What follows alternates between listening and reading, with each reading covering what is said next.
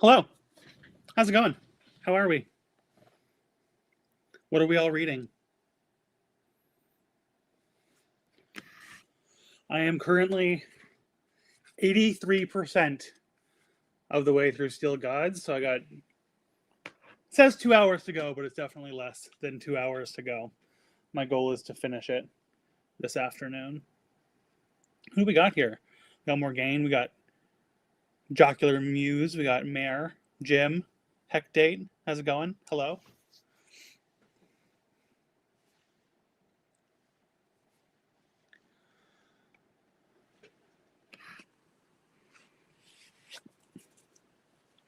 I think I can manage that for sure. I think what is it left? I've probably got like 80 pages left, 75 pages.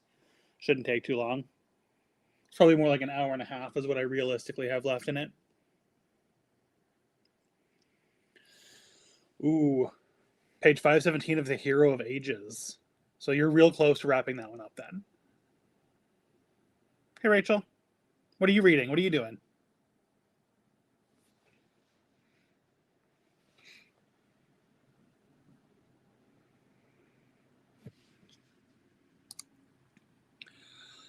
Lovely reward this week. Just got home from work within 10 minutes. This was on. There you go. I did it. It was just for you. I knew that somehow. Synced it up perfectly for you.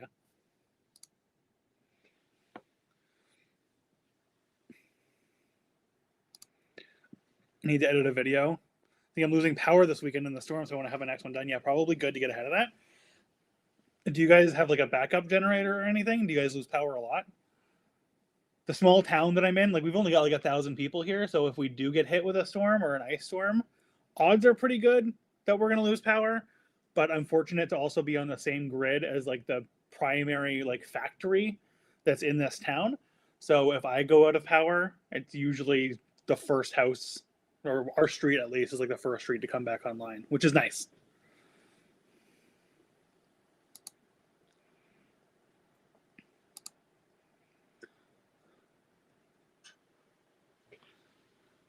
Oh yeah, fair. New place. Yeah, that makes sense. Um, I keep a generator, so I have a generator that I keep in my shed, and then I dig it out at the beginning of the winter, and I kind of like keep it in my carport. So just in case I've got easy access to like gasoline and that, and I can at least run extension cords. I don't have like a generator outlet to power my whole house, but I can at least keep my fridge and my freezer running in important shit.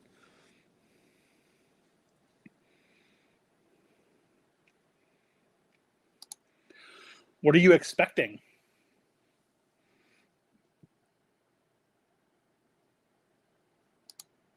Yeah, I guess where you are, you probably wouldn't be. Whereas here it's kind of expected every year.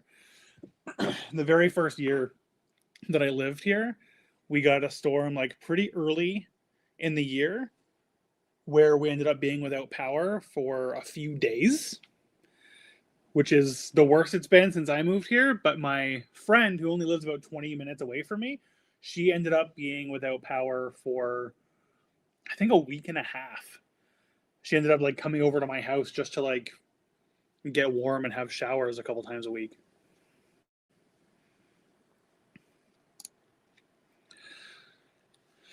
Reading The President's Daughter. It's for a book group I go to. The genre was written by a politician or ex-politician, and this was by Bill Clinton and James Patterson. Interesting. Yeah, I have heard of that one. I knew that he had paired up with James Patterson and done a book. That's interesting. I'd like to hear what you think about that one. How far into it are you?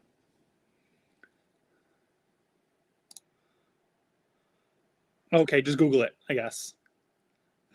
Rather than sake of conversation, I'll just Google it on my own time.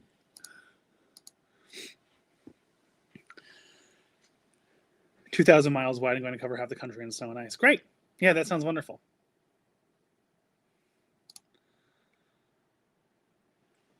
Yeah, exactly. I have like the primary door that we use for my house is like pretty close, like just off of the kitchen, so I can pretty easily run an extension cord and at least keep the fridge and shit going, which is nice. Predictable trope, but a quick read as the chapters are 4 or 5 pages each. That's good, especially with like crime thrillers like that. They tend to have shorter chapters, so it feels like it's moving a lot faster, which is nice. My Date with the President's Daughter is not one that rings a bell. But I do love a good 90s movie. 100 pages left. Yeah, so you'll probably finish that today too. We can both wrap our books up together. That'll be nice.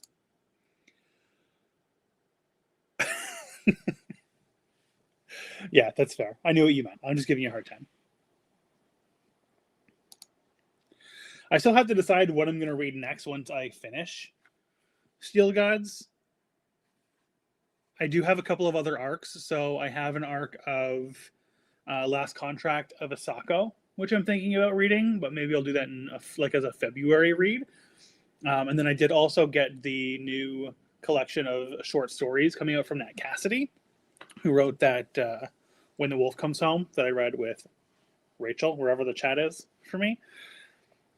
But I still need to read our Patreon read too.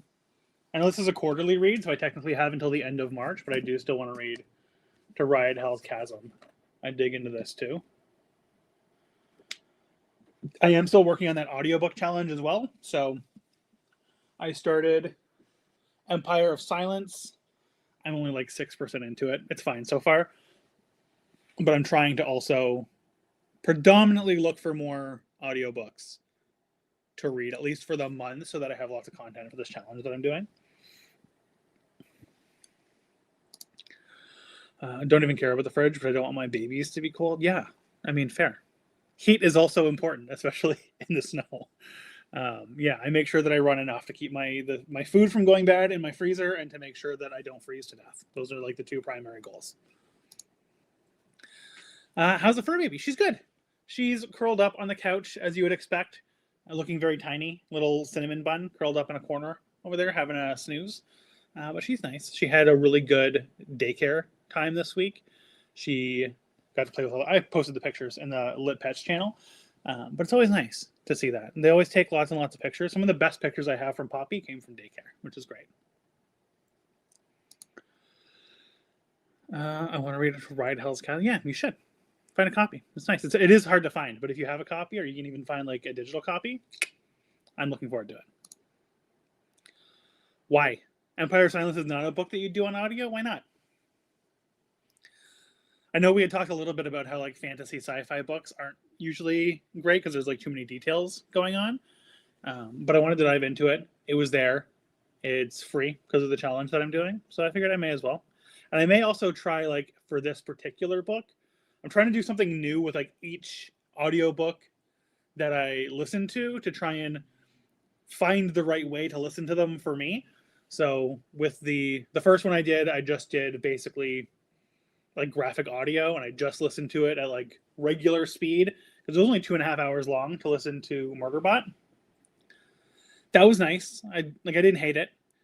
But then with the When the Wolf Comes Home by Nat Cassidy, I did as an audiobook. I really enjoyed doing that one as an audio because of like the horror thriller like aspect to it. I found it was almost more immersive doing it as an audiobook.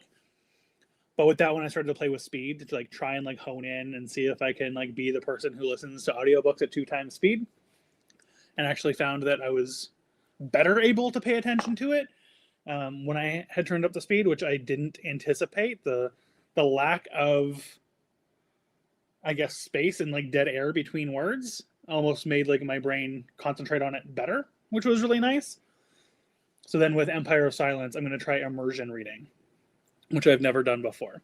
So I do have an actual copy of Empire of Silence.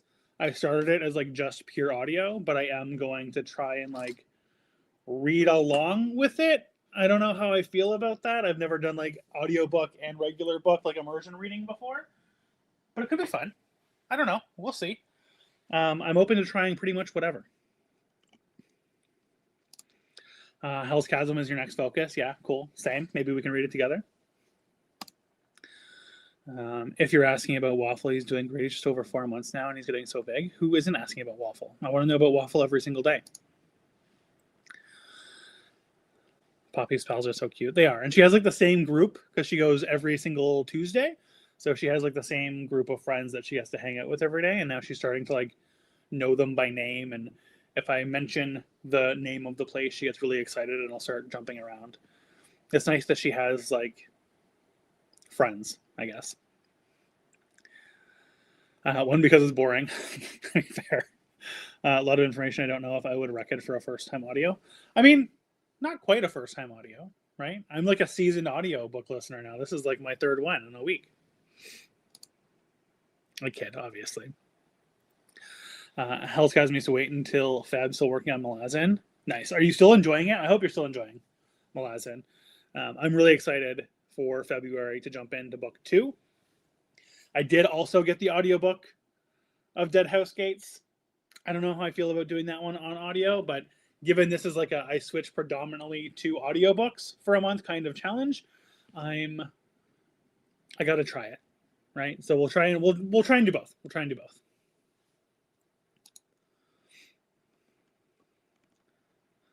Is that the same thing? Tandem read as like immersion reading? At work, I wish I were reading, listening to the strength of the few when I can. I mean, that counts as reading, you know, and at least you can kind of like hang out with us while you work. That's nice. Double love for dogs. Slower speed, the more my brain can't take it in. Yeah, maybe that was my problem. Like, I've tried audiobooks so many different times and just constantly found my mind wandering. So I was like, maybe I'm just not an audiobooks person. And initially turning it up to like going straight from like 1%, like regular speed, to like 2%, which is what a lot of people were recommending. It's a big leap. But with When the Wolf Comes Home, I cranked it up first to like 1.5. And then once I got used to that, I cranked it up to 2 and I ended up cranking it up to like 2.2. I did try it at like 3 speed and I was like, there's no way. I don't know how. The audiobook narrator would have to be talking very, very slow for me to ever be able to comprehend a 3 times speed. But 2.2 is my sweet spot. And 2 still seems to be okay for Empire of Silence. So we'll see. I'm hearing a lot of negativity about Empire of Silence going into it. So we'll see. I don't know. I try and read it once and I just wasn't getting into it like the first chapter or so when I first bought it. But having listened to like the first 5 chapters, I was finding it interesting. So we'll see. Maybe I just have to be in the right mood for it. Malazan's not really an audio read. Yeah, we'll see. I'm going to play around with it. Enjoying Malazan a lot. I thought I would only do the first one, but I'm eyeing up the second one onwards on Amazon. Yeah, because it's really, really good. I know that just from talking to Joe, that I think book 2 is focusing on not all of the same characters from book 1, and is kind of in a different place. And you'll kind of like know what that place is at the end of book 1, so it kind of makes sense. Like, it still follows the same like linear story, just with a different group of people. So I'm looking forward to that. I still think it's going to be good. Joe seems to have still really enjoyed it. I know that book 1, Gardens of the Moon, was originally written, I think, to be a movie. So it was written, or like a TV show or something. Like, so it was written in that way. It was written to be like a screenplay. And I think book 2, at that point, they'd already known like this isn't going to be a screenplay. It's just going to be a series of books. So I think the writing style changes a bit. So it might take a little bit of adjustment going from book 1 to book 2. I don't know.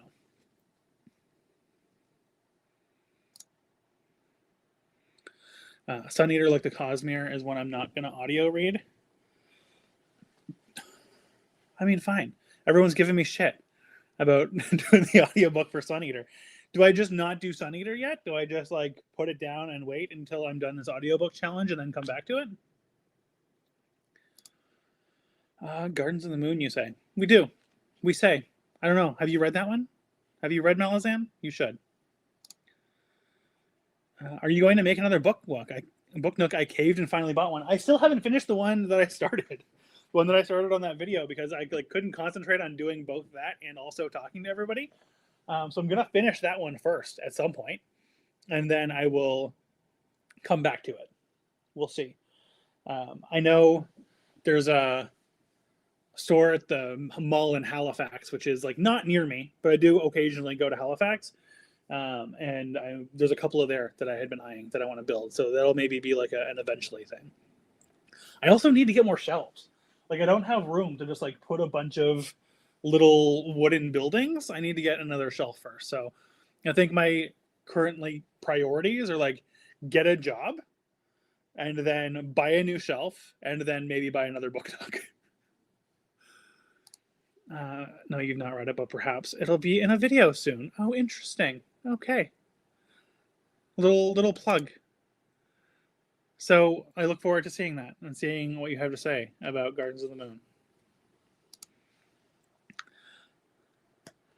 Yeah, oh, I know you didn't say that I shouldn't, but like everybody has the same. Like I'm getting the same sentiment from a lot of people. Like probably not a good one to do on audio, and a lot of people in general in this community, in particular, saying they're not entirely sure, like who just don't like Sun Eater. So I don't know if I'm going to like it or not. We'll see. I want to give myself the best chance of liking it and enjoying it. So maybe audiobook isn't the best, but I'm going to give it at least like 25%. And we'll see if I'm into it or not. And if I DNF it, I DNF it and I move on to a new one.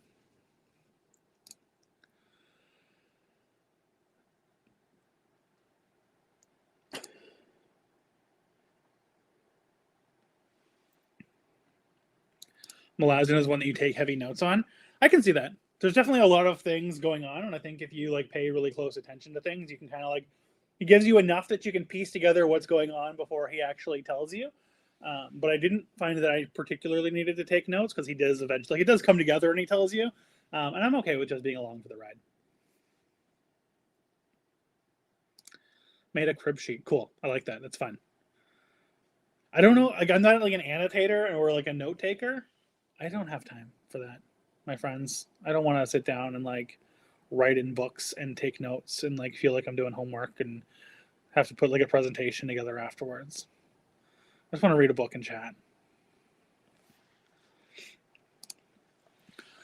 I'm determined to love Sun Eater and Malazan. I already bought the first 4 of each and I'm trying to finish all my ongoing series before I start them.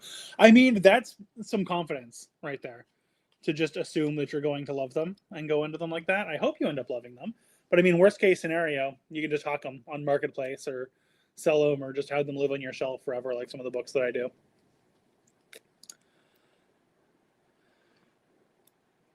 You're also vlogging and reading Malazan? Yeah, that's fair.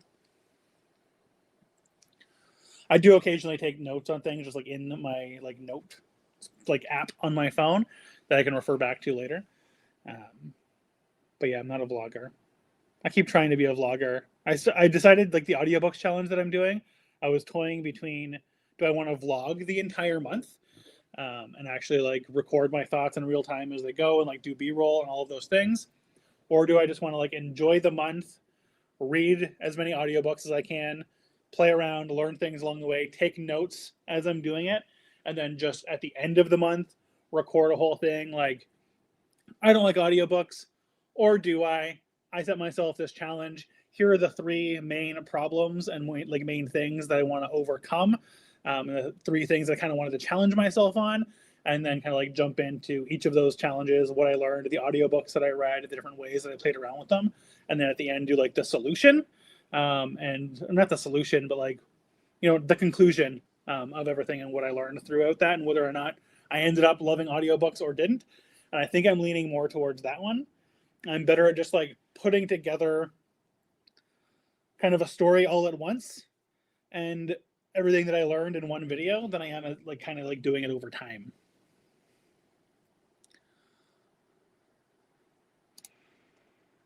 I could be, but I don't enjoy it. I feel very awkward when I'm doing it. It's just I don't know. I don't know that it's for me. I think writing and highlighting in books hurts the books. I'm really careful reader and won't even break the spine. I'm exactly the same way as you. Anytime I see somebody writing in a book or breaking the spine of a book or dog-earing a page or whatever the case may be, it like a part of me dies inside.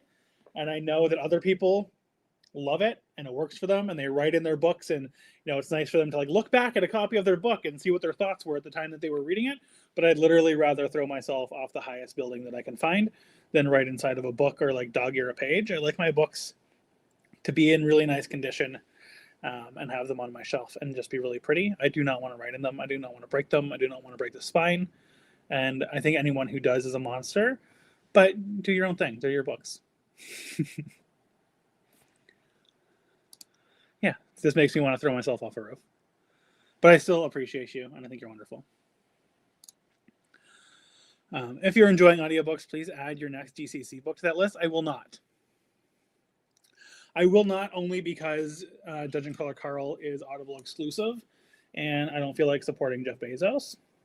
So I will not be doing that unless they become available on another platform. I do know that Operation Bounce House, at the very least, is not going to be an Audible exclusive. So I might do that one as an audiobook, but I'm not going to be doing Dungeon Crawler Carl until they are no longer exclusive to Amazon. Sending pics of my Anatoda Strange the Dreamer. Thank you so much. Can't wait. Boo Audible, boo Amazon. Exactly. Yeah, see, you get it. No, thank you. That's the one thing that I found really hard. Like, once you guys got me watching, what's his name? Garen? Gavin. Once you got me watching Gavin, um, him writing in all of his books as he's going just made me want to like turn the TV off. I couldn't do it. Great, excellent. I got there eventually, guys. I got there eventually. I was thinking of the other. I watch a YouTuber called Garen, but he's like an Irish comedian, musician. Too many, two G names is too many. I don't know what you want from me. You keep using this acronym, Mayor, Hergesid, and I'm like, I know that this is probably heated rivalry related. I don't know what this is. Does anybody know what this is just by looking at it? I don't think so. But it's probably also a lot to type out.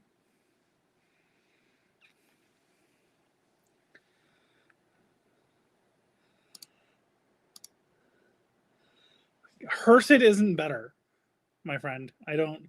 What is that? Is anybody saying that?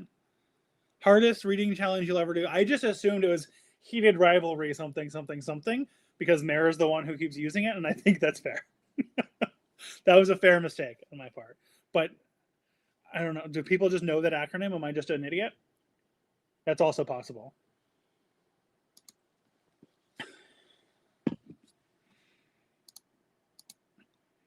Hosted by QWERTY. Isn't that a type of keyboard? Turning it into a Mayor, the typos are fucking contagious. Yeah. Well, that's what I mean. When I saw HR at the beginning of an acronym, I just assumed heated rivalry something.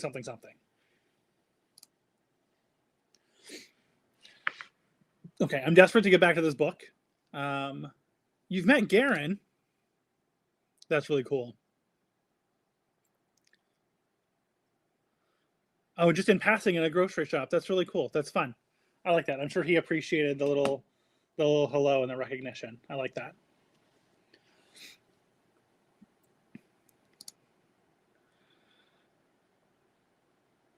This reading challenge threw my mom off a roof. Yeah, you have to. I appreciate that. Okay, I'm gonna go back. I'm gonna put up a timer. We're gonna do another 20 minutes because I need to know what's happening in this book.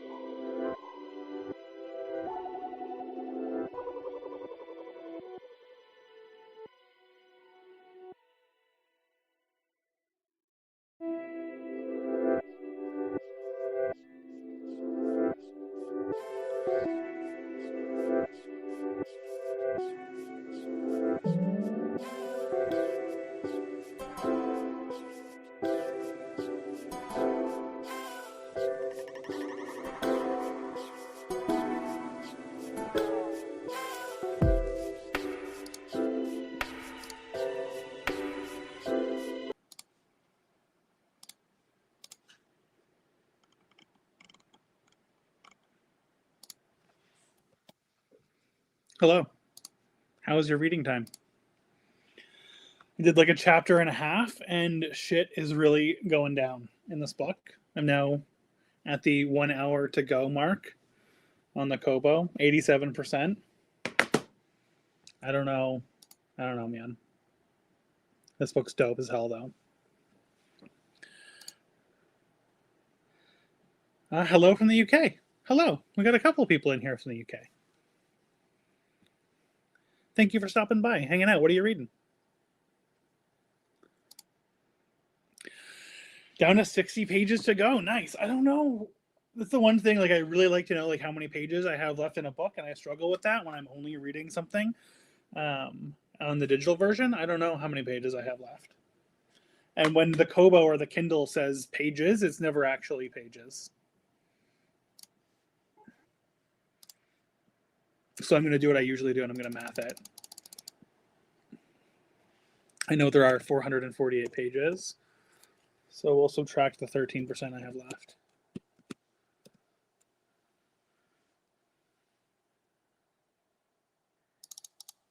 I have 58 pages left, so we're like right there. We're right there together. I've written so far today 1,516 words. That's really good. That's awesome, actually. I love that. I was watching a thing the other day. It was an interview with Jonathan Mayberry, and because I've been struggling to get back into the book that I've been writing, and I want to do it, but it also feels like impossible, right? Like it feels impossible to actually write a book, especially as somebody who has ADHD. Like I get a really good idea and I want to write, and I write. I think I wrote like 15,000 words so far, and then just like fully fell off of it. I don't know. He's written a lot of books. That was the reason that they were talking to him. The question that they had asked him was like, how do you write a new book like every 90 days and actually manage to do it?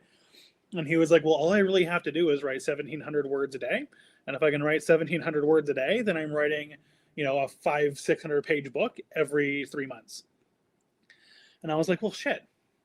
Like, even if you can write 1,500 words a day, like it really, like it's a lot, but it's also really not a lot if you can stick to it. And that's like a book every few months, which means, especially if you're having to do like rewrites and stuff, you should easily be able to write a book within a year. And I say easily as if like it's actually easy. But the hardest part about writing a book, I guess, is actually writing a book.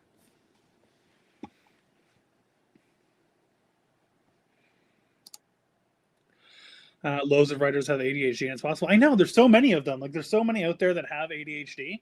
I don't know how many of them are just like fully raw dogging ADHD and not doing anything for it. Probably also a lot of them. But I just need to do it. You can dictate really fast too. That's true. I never really thought about that. He did write Kagan of the Damned. Kagan the Damned, loved that series. Nice. Yeah, I know I've read a couple of his books, but mostly I've just like watched a lot of like his interviews and stuff around like writing and how he writes as much as he does.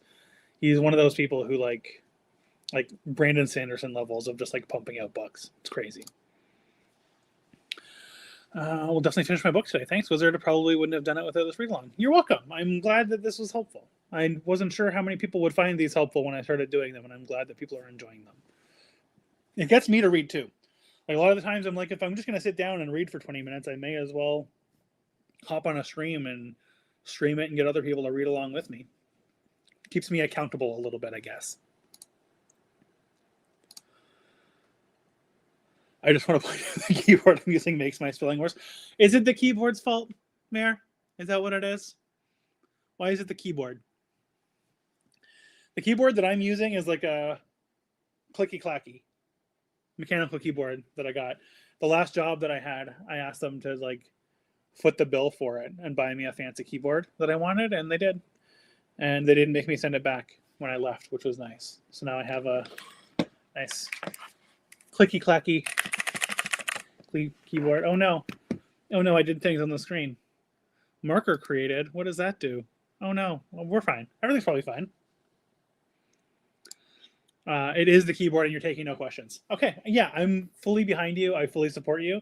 And it is 100% the keyboard's fault. Brother got me this fancy one that is clicky-clacky and you love it. Yeah, I don't know. The clicky-clackiness makes me want to write even more.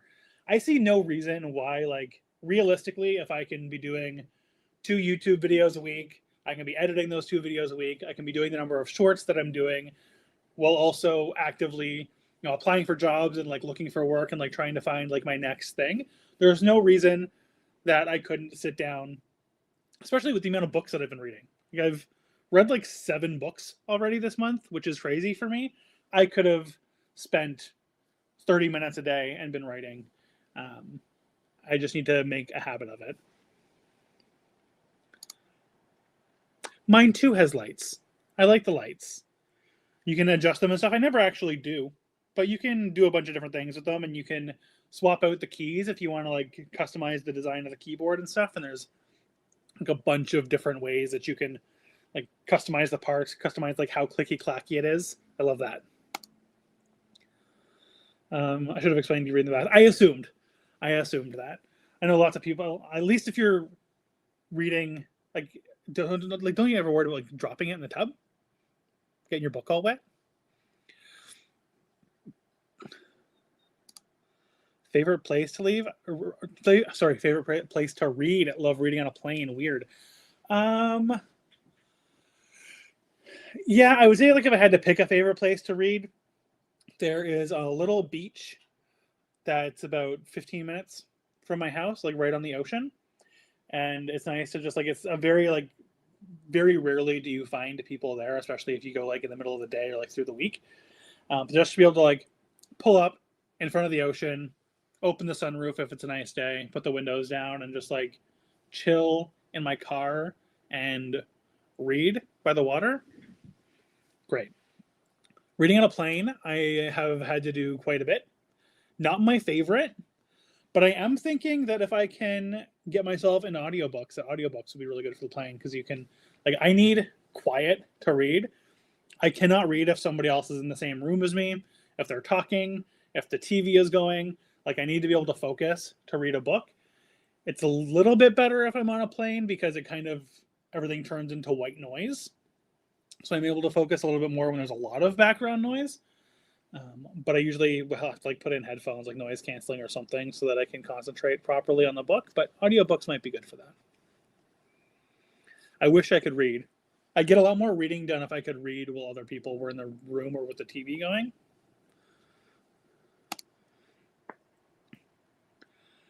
Your keyboard is like pastel rainbow because gay. Yeah, that's the way to do it. Gay it up. Make everything gay again. You cannot wait to read. I'm going to assume in the quiet is what you're going for. You cannot read in the quiet. That's weird. I agree about reading without noise. Okay. See? Two sides of the coin that we got going on here. Start being able to hear my fridge and my clothes rustling. Yeah. Those things are like, I drown those out. Sometimes I hear them and like I super like hyper focus on them. But for the most part, I can usually drown those things out and not worry about it too much. The worst for me is like if I'm trying to read a book, but somebody else is watching TV in the same room or in another room. If I can like hear conversation and I can pick up on the words that are being said, then I can't focus. Ditto with like music, because I love music so much. If I'm trying to read and there's also background music going on, my brain just like connects to the music and I can't focus on the book. Can't read without noise, but I can't read with too much noise. There you go. Yeah. There's got to be like a balance there. Can't drown them out. I hear them all the time. Usually have some kind of noise or ambience going. I mean, that's fair. It sounds like you have a really loud fucking fridge. What's your next book, or did you miss that? So I've got an audiobook going of Empire of Silence. I don't know. I'm going to keep going and kind of like see how that goes, but we'll see. And then as far as next physical read, probably going to do To Ride Hell's Chasm for the Patreon quarterly buddy read. I may save this until February, but already in February, we have the regular buddy read that we need to do. I have another buddy read that I'm doing with Charlie, and then I have another, like I want to do Dead House Gates as well. So February is already kind of stacked, so I may try and get this started now. Otherwise, I'm not sure.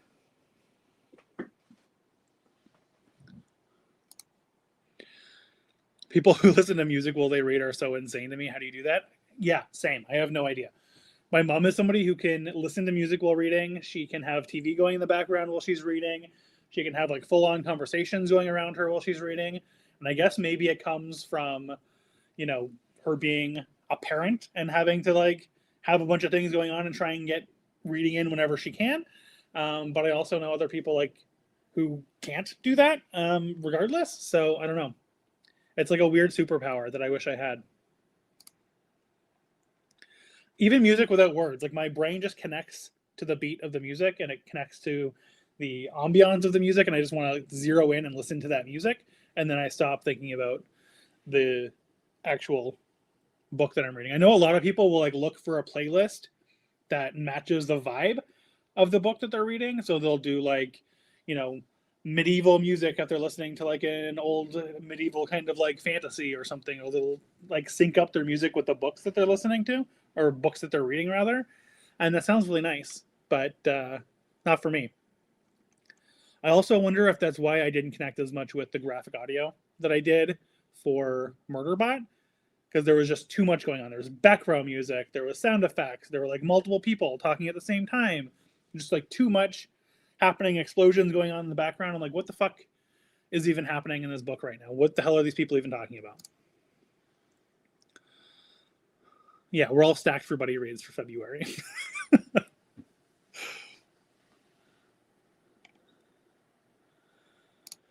Do you want to point out that I've been listening to the show Heated Rivalry while reading? Yeah, well, you are obsessed. And I love that journey that you're on. Also, a parent and do try to get reading with my kid being a crackhead in the background, but it's so hard. Yeah, okay, fair. I mean, I guess for some people it turns into a superpower, and for other people it's just fucking annoying. And I guess you got the shitty end of that stick. did not get the reading with any sort of background noise superpower, unfortunately. Lord of the Rings music while reading. That's fun. Mystic, sorry, I guess I should say. That's your keyboard again, you know.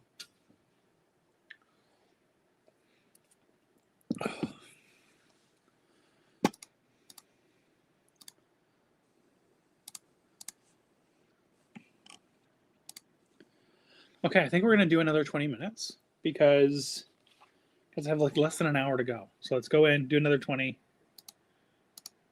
Yeah, did not get the super reading focus. I mean, there are better superpowers, I guess. Super pooping is great.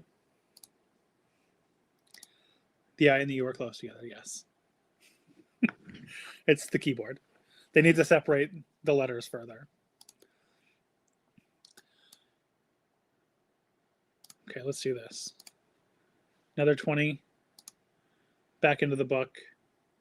See if we can get a little closer to wrapping this up. See if you can get to 2,000 words.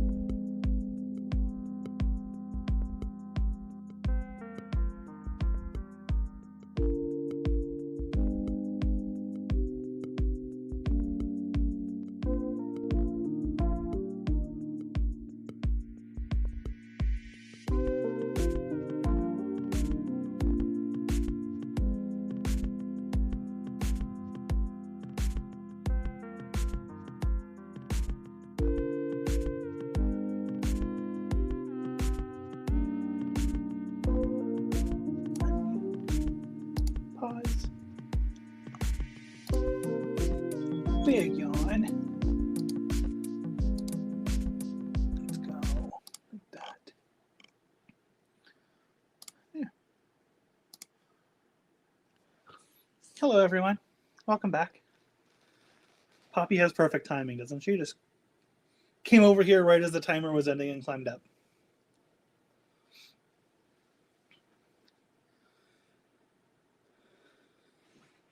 Little Poppy face, little Poppy face. How many pages do you have left? How are you doing? Mine still says an hour, but I don't think it's actually an hour anymore. I'm at 90%, whatever that means. I think the character that I love the most in book 2 here that I'm reading is the character I was kind of like most on the fence about in the previous book in the series. You've just got this main villain, and the way that he's like come into his personality in book 2 and the way that it's been expanded on, he's just such like a cartoonishly evil villain. And if you don't understand like his greater scheme and his plan, then he just thinks you're an absolute fucking idiot and he wants to just like throw you out a window. And all the time you'll see him like having conversations with other people, and you can kind of see his inner monologue throughout it where he's placating them and having the conversation, but in the back of his head he just like desperately wants to put a bullet in their brain just because of how annoying and dumb they are. And I feel that all the time. I mean, not literally, but you know what I mean. Sometimes you're just talking to somebody and you're like, oh my God, I would rather just throw you off a roof than finish this conversation. 17 pages is so incredibly close to being done. I definitely have more than 17 pages left, I think.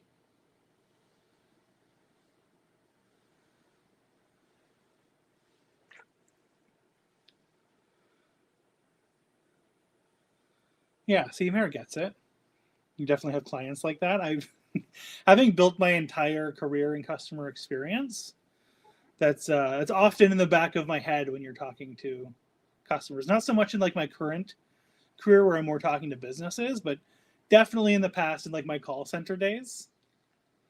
Yeah, there were a lot of things I wish I could have said that I wasn't allowed to say. We'll say that.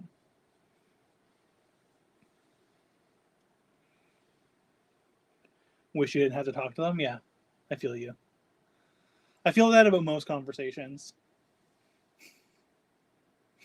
especially in-person conversations or telephone conversations. Just send me an email. This could have been a text message. Hi.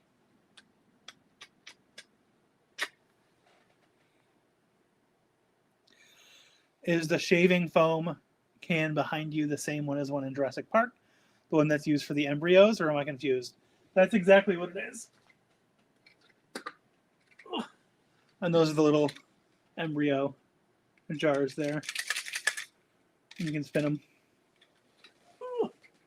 And it's right with my Jurassic Park books. My birthday was in the summer, and it was like a couple of months after I had started my YouTube channel, and I was like starting to like build out my shelves and everything behind me. And my best friend got me a little gift bag for my birthday. One of them was that Jurassic Park can as like a little display piece for my shelf. And then she also got me a book, which, you know, unfortunately was a book that I already had, but I pretended that I didn't have it yet and that I was really excited for it. It was the thought that counts. That's the coolest part anyways, if we're being honest. At first I was really confused because it was all together as one piece. And I was like, why did she get me this like weird empty can of shaving cream? Until I pulled it apart and realized what it was, which was like a good surprise reveal. Perfect little display piece for the shelf for sure.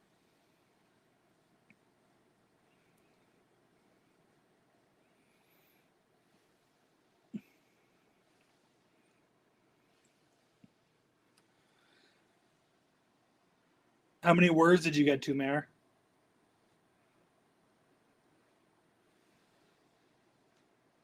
Is there a like specific piece of software that you like to use, or like a specific program that you like to use for writing, or do you just write in whatever?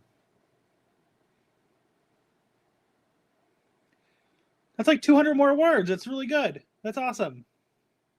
More than that. You were at like 1,500 or something, weren't you? 1,700? I don't remember. That's a huge, huge jump.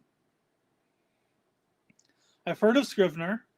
I don't remember the thing that I was using before. What I really wanted was like something where I could keep all of like my notes, but then also where I could easily switch back and forth between my writing on my laptop and my writing on my phone. So I wanted something that either had an app or would also be like browser based and would automatically sync between the two. And I found one tool that was free that was doing a really good job of that. You had to like manually sync it every time you were done, but it was doing the job for me.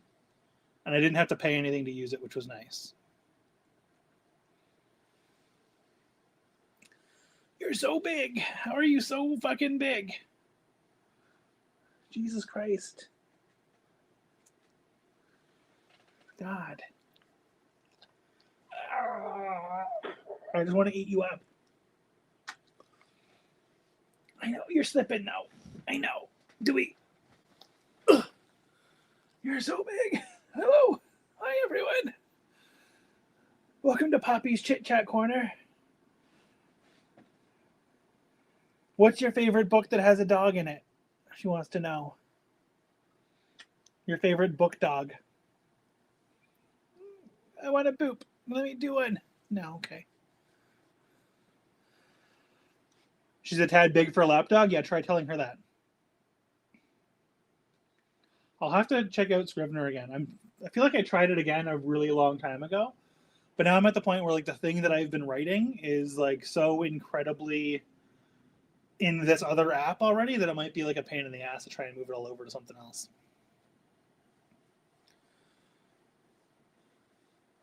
You write on your phone as well. I found like I'm almost able to write more on my phone because I can write kind of whenever an idea pops into my head and I can just like pop it in there as I go. And I type really fast on my phone, almost faster than I type on an actual computer sometimes. I have to move my mouse. Okay, there we go. It's 6:30 p.m. here. I'm off to make dinner. Thanks, Wizard. Bye, everyone. Bye, Poppy. Bye. Enjoy. Enjoy finishing up your book. Enjoy your dinner. Enjoy your bath.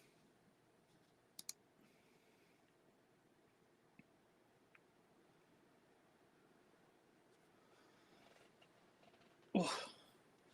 You're just like right in there with your little paws and your little nose. Look at you. Boop.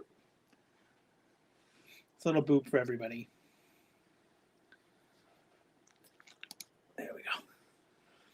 Slower on my phone because I jump around when I write. Yeah, that's fair. That is a chaotic way to write.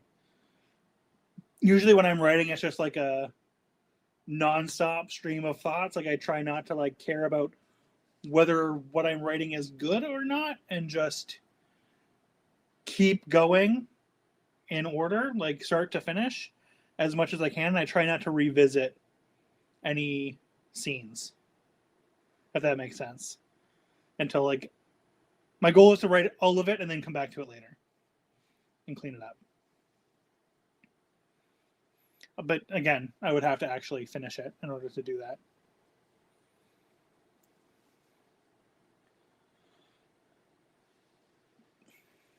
And I have the entire thing planned out already. I know exactly what's going to happen throughout the course of the entire book, right to the end. It's just a matter of me actually doing it.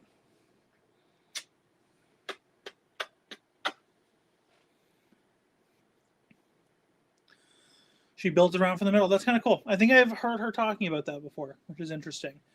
I really liked, I know it's a hot take, a lot of people don't like it, but I really loved the Darker Shade of Magic series. When I was like first getting into fantasy, which was probably like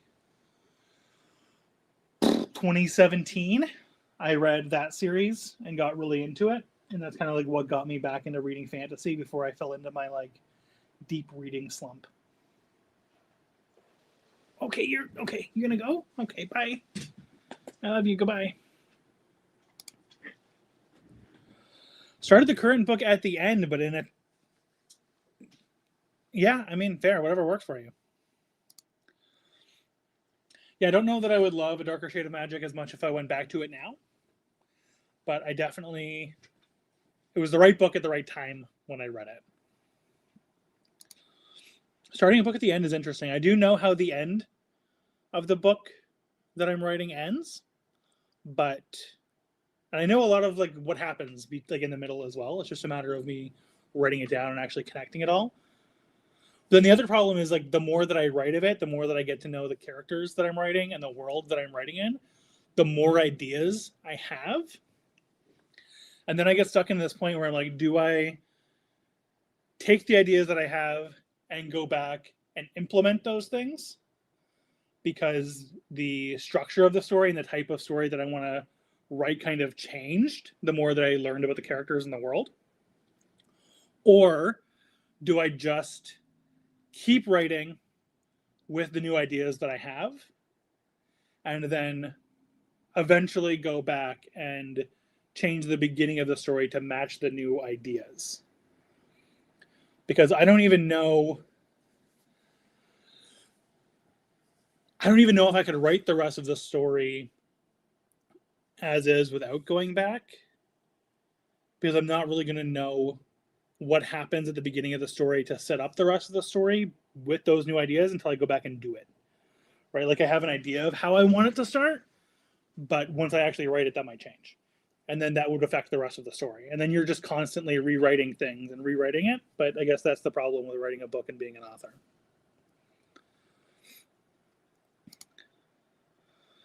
Usually your gut tells you what needs to happen. Yeah. Yeah, that's something that I really liked. I saw an interview with Robin Hobb where she had said that she just lets her characters dictate what the story is going to be. And she just writes what the characters want her to write. And she's just kind of like a conduit for the characters, which I kind of get, because the more you get into the story and the more you get to know those characters, the more you understand their motivations, what the motivations of that person would be. And then that can change the entire rest of the story. You'd write with the new ideas over going back to fix it. Yeah, I get that. At least carry on the train of thought with the new ideas, finish it, then go back, put in the new ideas that I have into the beginning of the story, and then again go back. If there's anything that changes when I do that beginning again, update that in the other places throughout the story. And I guess that's kind of the point of drafting, right? It's going to keep kind of changing. That explains why you love Hobb. I know. Same. You can really feel that in her writing too. Like the characters make choices where it's like, I think any other author wouldn't have made those choices. But then you understand her writing process, and then she's just kind of like letting the characters dictate the story and the choices that are made. And it makes more sense that those are the choices that were made, because it does make more sense that like a character like Hobbs or so like Fitz or the Fool would have like made those specific choices, even if it kind of like fucked up the rest of the story that she was trying to tell. It's like it's not her story anymore; it's theirs.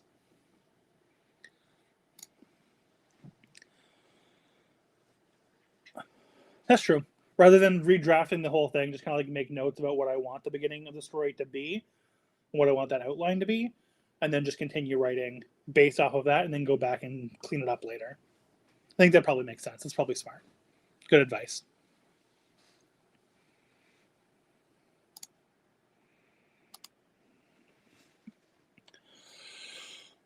Okay, well, I have running around that I need to do, unfortunately. So we got a solid 2 hours in. That was nice. I got through a good 10% of my book. Got less than an hour left. So I'm going to hop off. I appreciate everybody who came and hung out for a bit. We'll do more of these, try and do one a week. Mary, I appreciate you hanging out, and I want to hear how the rest of your writing goes today. And I appreciate you and your advice.